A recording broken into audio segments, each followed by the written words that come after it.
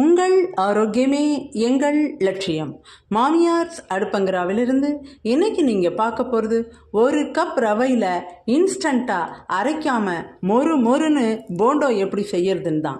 Actual வீடியோக்குள்ளே போகிறதுக்கு முன்னாடி இது வரைக்கும் எங்கள் சேனல் சப்ஸ்கிரைப் பண்ணலைன்னா இப்போவே சப்ஸ்கிரைப் பண்ணுங்கள். பக்கத்தில் உள்ள பெல் ஐக்கானையும் டச் பண்ணிக்கோங்க. இந்த வீடியோவை லைக் பண்ணுங்கள். ஆக்சுவல் வீடியோவை நாம் இப்போ ஸ்டெப் பை ஸ்டெப்பாக எப்படி செய்யறதுன்னு மிக தெளிவாக பார்க்க போகிறோம். வாங்க. இப்போ 2 உருளைக்கிழங்கு நாம் வேக வச்சு எடுத்துக்கலாம்.